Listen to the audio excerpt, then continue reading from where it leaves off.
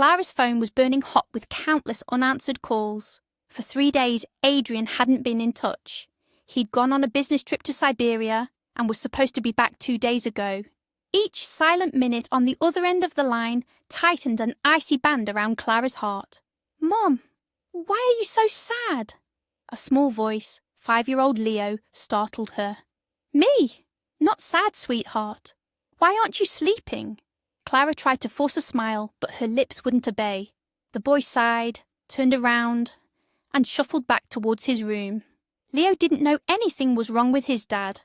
Adrian rarely spent time with him anyway, and for the past 6 months, he'd barely come into his room. His father's absence hadn't changed anything in Leo's usual childhood routine, and that hurt. Clara dialed the number for the company where her husband was a managing partner. Adrian had told her they were opening a new production facility in Siberia. She managed to get through to the CEO, Cale Roberts. "Hello, Mr. Roberts," she said, her voice trembling with anxiety, barely managing to keep it steady. She'd attended corporate events and knew him. "I wanted to ask about my husband's business trip. I can't get hold of Adrian. He was supposed to be home 3 days ago." "What business trip?" The director's voice held genuine surprise. "Clara, what are you talking about?"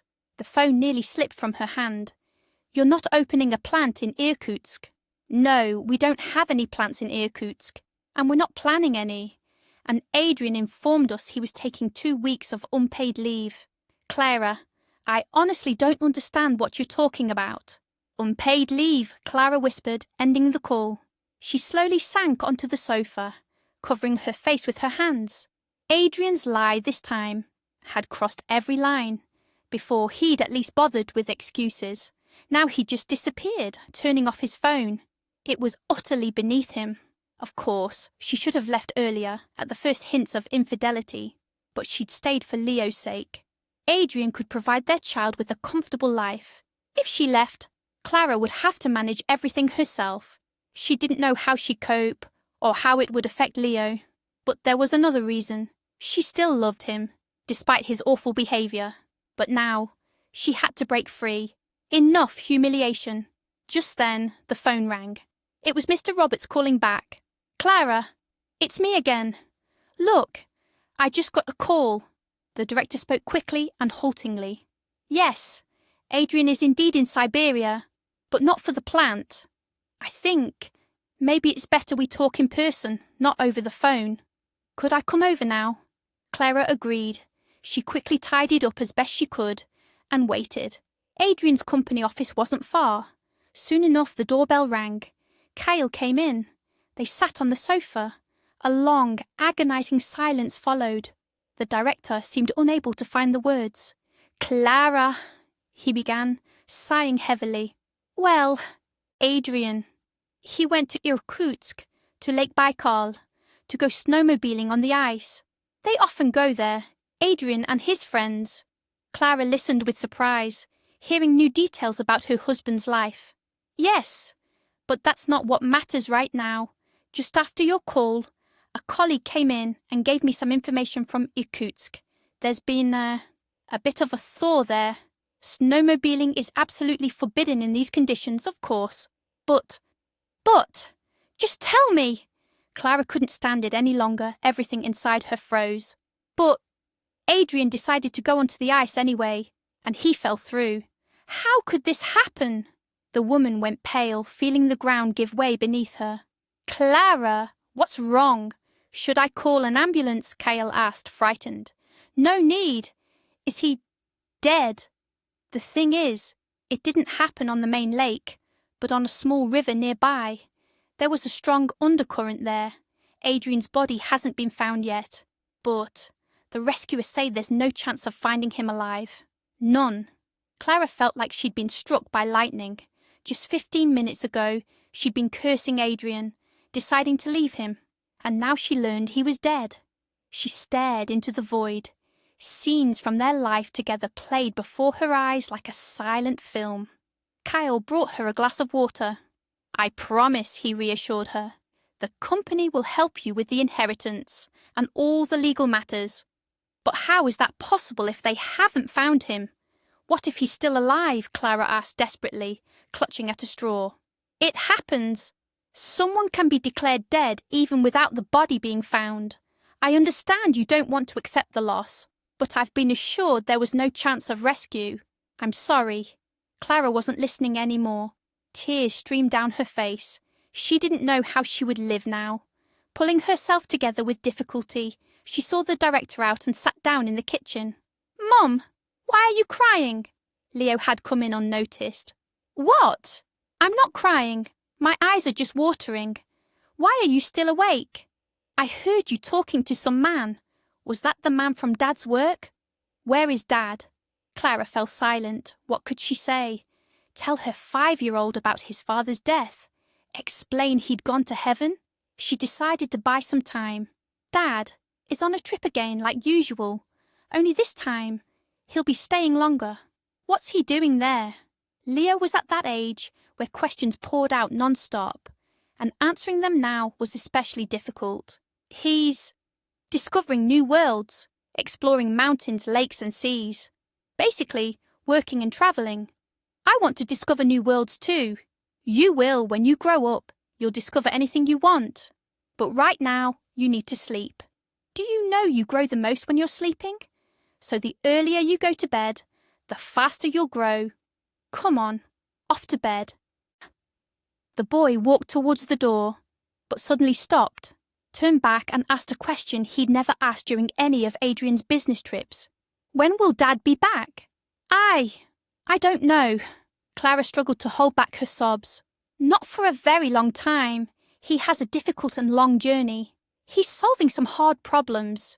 You can't discover a new world in a week, you know." Leo nodded and left. For the first time in years, Clara was almost grateful that her husband had paid so little attention to their child. She couldn't imagine how she would explain what had happened to Leo if Adrian had been a loving father. Now there was a chance the boy would eventually forget his dad and stop asking questions. Of course, years from now, when Leo was a teenager, she would have to tell him the truth. But that was later. Right now, the main thing was to protect his emotional well-being. But what about her? Adrian's infidelities, his double life, and all his antics didn't lessen the pain of his death. Clara understood that she loved her husband, but now it felt especially sharp. She was caught in a psychological trap. The moment she had firmly decided to leave, she could have drowned her feelings in anger and resentment. Now she couldn't. You can't resent someone who is gone. His infidelity seemed to have been erased. She remembered the happy moments from the beginning of their life together. She got out the family album. Flipping through it, she saw a photo, the two of them, on a snowmobile somewhere in the Caucasus. Back then, her husband used to take her on trips. He was a professional. He could drive a snowmobile with his eyes closed, Clara remembered, wiping away tears. How could he let something like this happen? It's not like him. No, it's not like him at all. I have to wait until they find the body. I can't believe this. She slammed the album shut. For a few minutes it felt easier, but then incredible bitterness washed over her. She only managed to hold back hysteria by thinking of her son. She wanted to run, call, scream, demand they continue the search. She thought about calling Kyle, but stopped herself. What would that achieve? She couldn't influence the search. Arguing that her husband couldn't have died so foolishly because he was a good snowmobiler was pointless. She pulled herself together again. Clara sat feeling empty, wishing only to fall asleep and wake up seeing her husband rushing to work, quietly saying bye and disappearing again. She took some valerian and lay down. She couldn't fall asleep. A thought pounded in her head. Hope and wait! Hope and wait! She didn't want to let her husband go. She was ready to let him leave her life as a wife, but not his actual life. The valerian finally took effect, and Clara fell asleep. Day by day, hope and wait sounded less and less often. Adrian was officially declared dead. His body was never found. Kyle kept his promise. He helped with the inheritance, provided financial support, and arranged a remote job for her at the company. Clara balanced raising Leo with earning a living, but she couldn't let go of her husband. For 3 years she lived in mourning, denying herself rest and entertainment. She only smiled at her son. He remained her sole purpose. 3 years passed. A girl with tickets smiled on a travel agency website. Clara sighed heavily and clicked, "Buy." "Leo," she called out loudly. "In a week we're flying to Sochi for a holiday." She spent 7 days getting ready. Not so much packing clothes, but mentally preparing, accepting a new life. Not as a heartbroken widow, but as a woman living fully. Time flew by quickly. Soon enough they were at the airport. She sat in the waiting area. The last time she'd been at an airport was with Adrian 5 years ago. Memories flooded back, but she managed to push them away. Clara took Leo's hand. They headed towards the boarding gate in the flow of people. There were fewer people here. They sat near the gate. Clara looked around at the passengers. Mostly people seemed cheerful, flying off on holiday. A group of young people were laughing. 2 elderly women were reading newspapers. A few rows further sat a couple, a dyed blonde about 25, and a man in a wide hat and glasses. His age was impossible to tell. He leaned his head towards his companion, and the hat completely covered his face. The man was eagerly talking about something, but the girl was staring expressionlessly at her phone. Clara didn't watch them any longer and focused on her own phone. 15 minutes later, boarding was announced. Clara and Leo found their seats, the boy by the window, his mum next to him. "Leo, this is your first flight you'll actually remember," Clara said happily. The last time they'd flown, he wasn't even 2 yet. "It's so cool, Mom. It's great we're flying." "You probably don't remember flying last time, right?" Clara asked, and immediately regretted the question, afraid of the answer. The boy looked thoughtfully out the window. "No, I don't remember anything at all." Clara sighed with relief. She was afraid that memories associated with his father might surface in Leo's mind. In 3 years, the boy had barely remembered his dad. Clara had made up stories about exploring new worlds. Leo was growing up, and the questions were becoming fewer. For the last 1.5 years, he hadn't asked once. But Clara was constantly worried. What if his classmates told him about their dads? Fortunately, that hadn't happened. Perhaps because she had spoken to the mothers of his friends. But she knew, soon, she would have to have a serious conversation with him. "Mom, look, we're above the clouds!" the boy cried out excitedly. Clara looked at her son and remembered their flight with Adrian. Leo had sat on his dad's lap, quietly looking out the window while the other children were shouting. Clara had watched them overflowing with joy. She could never have imagined that that flight would be their last. 1.5 years later, she and Adrian flew without Leo. By then, their relationship was already marked by misunderstandings and suspicions. The purpose of that trip had been to reconnect. It hadn't worked. Their relationship had only gone downhill. Clara called a flight attendant and asked for water. She didn't want to return to memories of her husband, but her mind wouldn't let go. She was angry at herself for breaking her resolve to start a new life. "It's okay. I just have to try again," she thought, drank the water, closed her eyes trying to fall asleep. "Mom, Mom, I need to go to the bathroom." Her son woke her. "Let me take you." "No, Mom. I'm big now. I'm 8. The lady showed me. I'll ask if I need help." "You're so smart," Clara said, and let her son go. He walked confidently ahead. The flight attendant pointed him towards the restroom. Once she was sure he had reached it, Clara turned back to the window. The plane was flying smoothly, but a minute later, a voice announced, "Ladies and gentlemen, this is the captain speaking. We are approaching a zone of turbulence. There may be some slight shaking. Please remain calm. This is a standard situation and will pass in a minute." Before the pilot had finished speaking, the plane began to shake. "Leo!" Clara's heart seized. "My boy! He'll be terrified in there." His mother jumped up, wanting to go to the restroom, but a woman's voice behind her said, "Excuse me, please sit down. We're in a turbulence zone. Safety regulations require you to—" A flight attendant was trying to make her sit down. "My son is in there. I need to get to him. Don't worry, he'll be fine." At that moment, Leo came out. He walked calmly towards his row, but suddenly stopped short. After standing for a moment, he walked on, but faster. When he got closer, Clara saw his pale, frightened face. "Mom," he whispered. his voice trembling. "Leo, why are you scared?" "It's just turbulence. It's nothing to be afraid of." Clara thought the shaking had scared him. "Mom," Leo repeated, almost in a whisper. "Dad is sitting over there with some lady." Clara quickly seated her son. "Sweetheart, what are you saying? You must have imagined it." "No, I saw him. Only his haircut is different, but it's definitely him. Go look for yourself." "You're probably tired. Try to get some sleep. We'll put your seat back, and you'll fall asleep." "Don't you believe me?" "Why wouldn't I?" "I do. It's just, there are so many people in the world, and some look very similar. You most likely saw a man who looked like your dad." "I know for sure it was him," the boy said, crossed his arms and stared out the window. Clara understood that trying to convince him was pointless. It was hard for her to remain calm herself. She tried to convince herself that there was no way Adrian could be there. Perhaps the boy's memories from that flight had surfaced, and he'd imagined it. It would be easy to check. Just get up, walk to the restroom and back. But Clara didn't dare.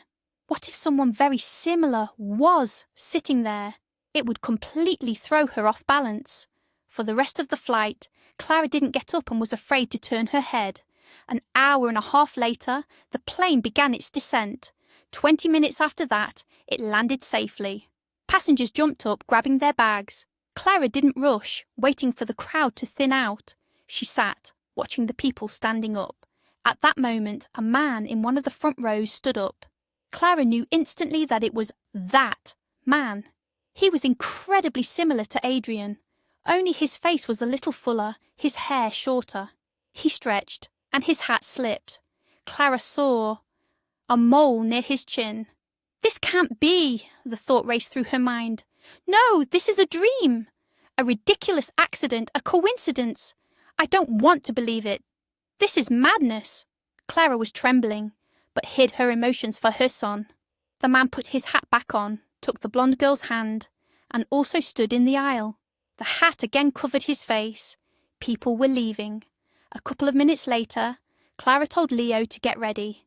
She deliberately waited longer to avoid bumping into him. Walking off the jet bridge, she couldn't help but approach an airline employee at the counter. Clara knew the girl was responsible for a different flight, but she needed to let out her emotions somehow. "Excuse me, could I find out if a particular person was on my flight? I'm sorry, I'm checking in passengers for another flight."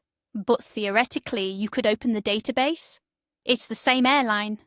"Theoretically I could, but I'd be violating privacy laws. Miss, please try to understand my situation. It's possible."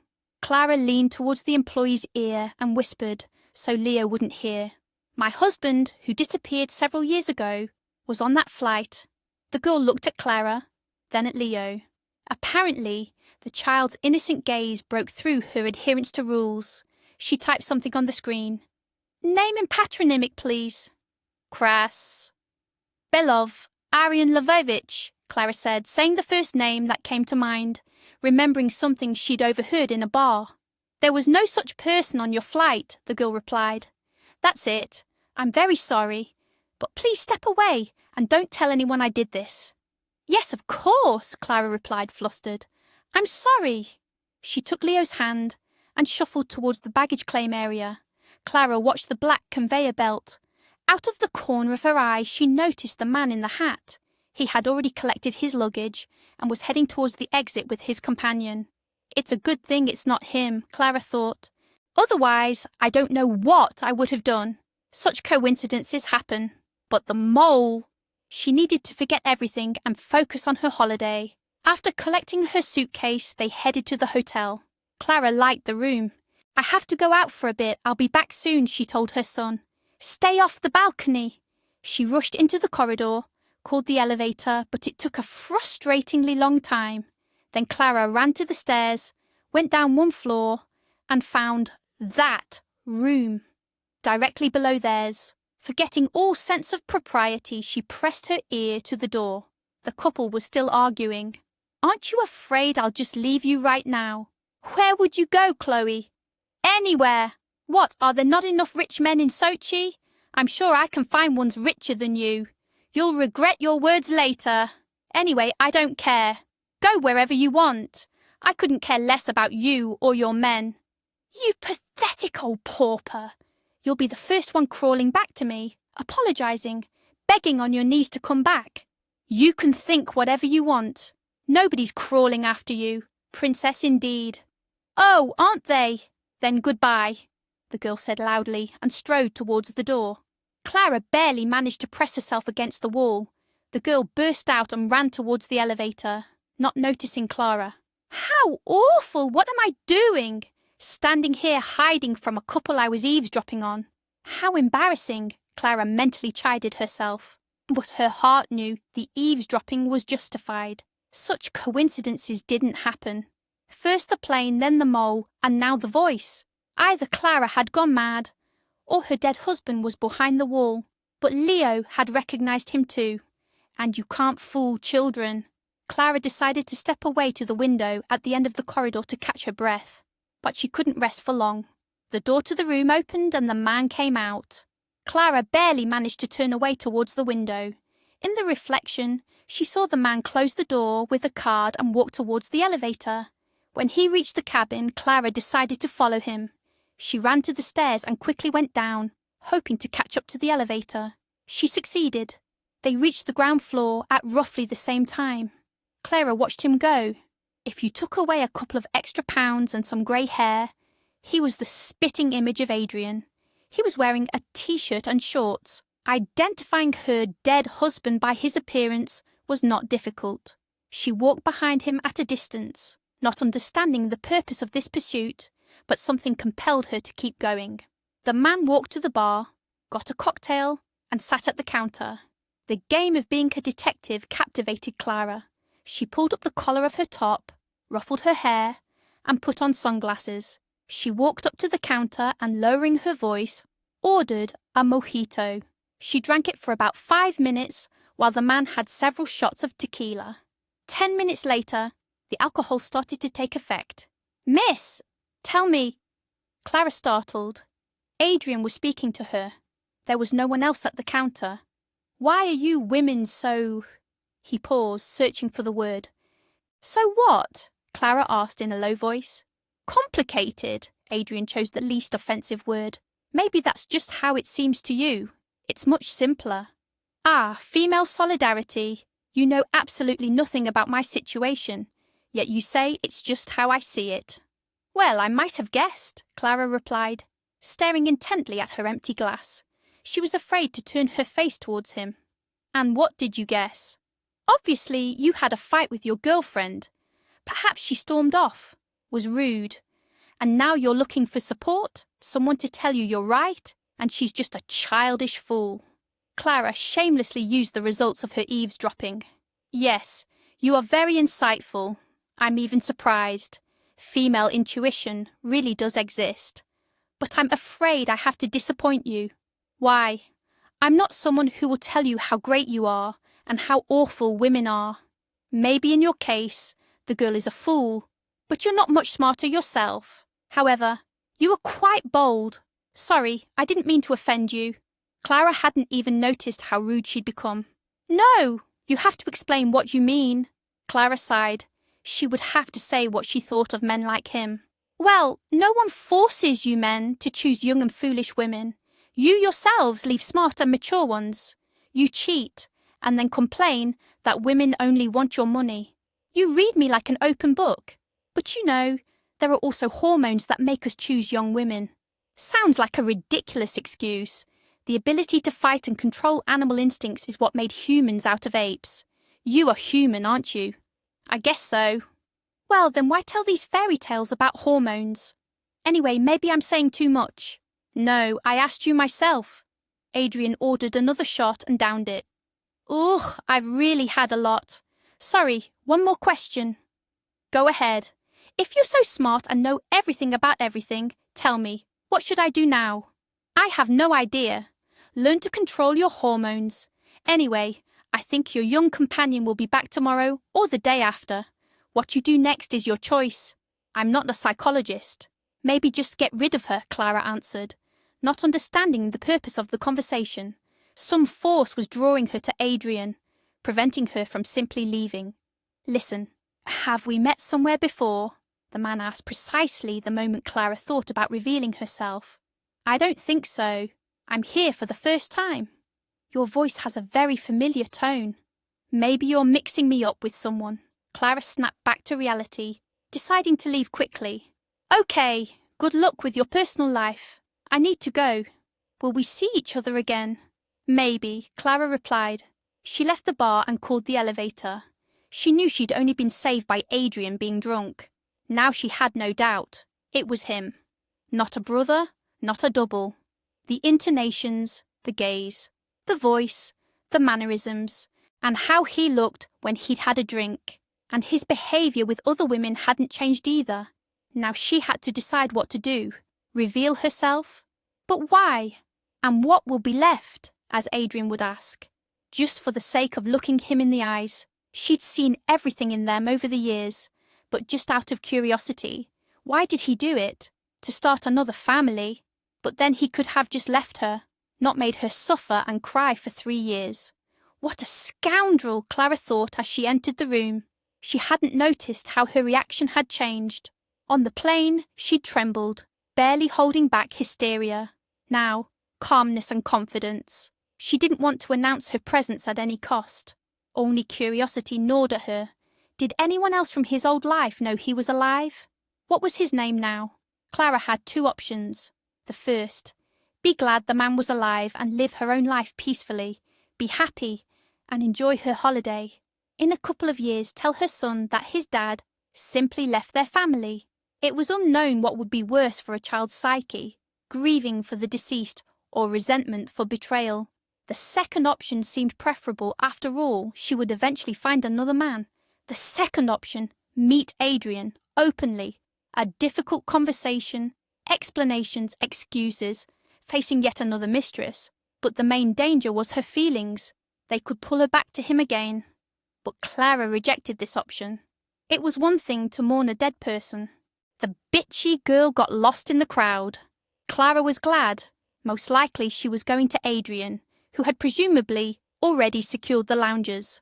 As luck would have it, 2 empty ones were available right next to him, a couple of rows away, close enough to see and even hear. There was nothing else to do. Clara didn't want to spoil the holiday for herself and her son.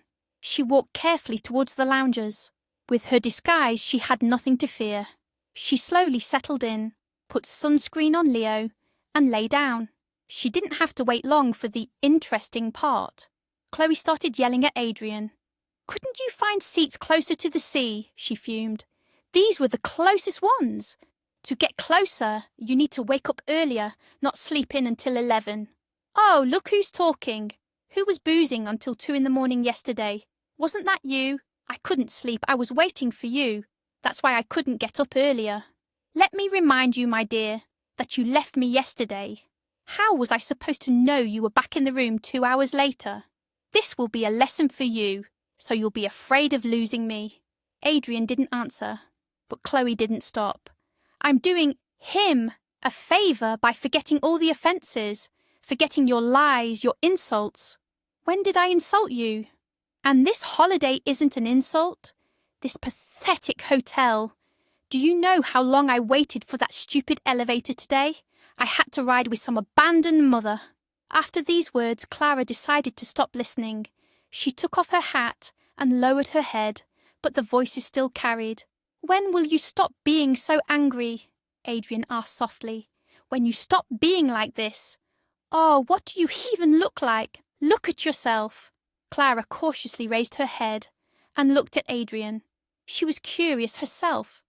Looking at her former husband's face, she was scared. Adrian was pale, his eyes darting, his hands trembling. He had clearly spent a long time in the bar yesterday. "Chloe, I need to lie down," Adrian said, and collapsed unconscious onto the lounger. "Boris!" Chloe screamed. "What's wrong with you? Someone help!" Irritation was replaced by fear. It was unclear whether she was afraid of losing the man or the wallet, but her fear was useless. Chloe just screamed. Clara jumped up. "Hello!" she called out to Adrian. She ran over, checked his breathing, his pulse. He was breathing but weakly. "Bring an umbrella," Cover him from the sun. Chloe, what? What umbrella? Why? The girls showed remarkable lack of sense. Okay, just go to the hotel for a doctor. Faster! Chloe ran. Clara realised providing first aid was up to her. The others just watched. Clara bent Adrian's leg, turned him onto his side, and tilted his head back. She ran to the loungers near the sea, grabbed an umbrella, and set it up. Half a minute later, Adrian started to come to. He slowly opened his eyes and saw Clara. She was without her glasses and hat. Marina, is that you? Adrian asked indistinctly. Yes, Clara replied, realising she had forgotten all about her disguise. At that moment, Chloe returned from the hotel with the doctor. The doctor approached. Clara moved back to her own lounger. She saw the doctor inject something, check his pulse, and speak to Chloe. He's fine. Just a simple fainting spell, probably due to overheating. You need to get him back to a cool room now and let him rest. How can I take him? The girl asked, surprised. I can walk myself, Adrian whispered. Go,